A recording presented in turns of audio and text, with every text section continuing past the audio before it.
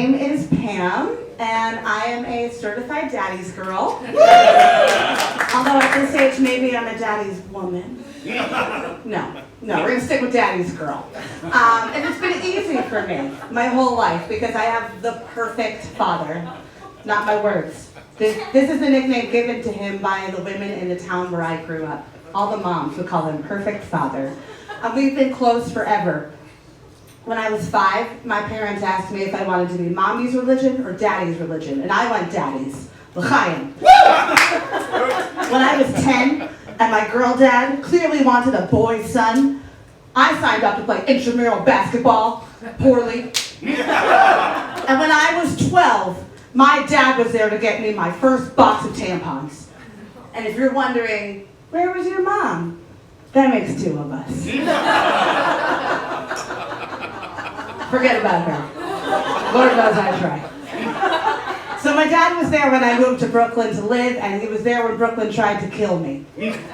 Well, Brooklyn didn't try to kill me. Like, did I see a few stabbings on my block? Sure. But those were MS-13 guys, and they didn't want to hurt me. They wanted to buy me a cerveza. What happened was, I lived in Brooklyn and I was poor. And when you're poor and you live in New York City, you are sentenced to carry hundreds of pounds of laundry up and down countless flights of stairs. And you don't even need to be that poor. There are Nepo babies in this town without elevators. It is so sad.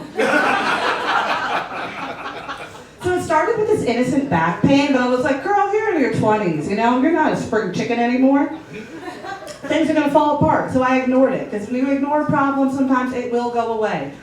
Like men.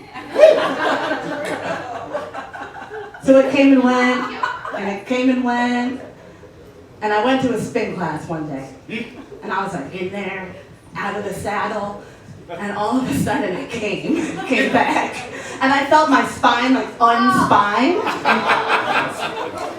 But this was the original Peloton studio. There was an army of white women in spandex, and I could not let these women see me sweat. Like, these are people who do Pilates, I do potatoes. And I just show up. So I took my Lululemons and I made lemonade, and I was like, no pain, no gain. No pain, no gain. But it was, yes, pain. It was so much pain. I did gain. I gained perspective. Never to let a bunch of white women in spandex control what I do, okay? The only time athleisure wear is a threat to my well-being is when I'm the one wearing it. So I had to call my dad to pick me up, and he brought me back to his home on Long Island, and I lay down in his bed, and I remembered the worst thing that you can remember in this moment, which is, uh-oh, Daddy, I have my period. And I couldn't bend. Like, the ride back to Long Island was the longest game of light as a feather, stiff as a board I have ever played. And so I had to say, Dad, could you change my maxi pad? And the only good thing about that question is that it didn't go tampon at the end. And perfect father transformed into a beautiful handmaiden, and he was so delicate. He did one wing, and then he did the other. And he would do it for any of you. Perfect father. This guy's getting Mother of the Year. So I ended up having back surgery, and I know what you're thinking by this point, and no, it was not cosmetic. I got rushed to this hospital, Mercy, got its name because that's what the patients beg for.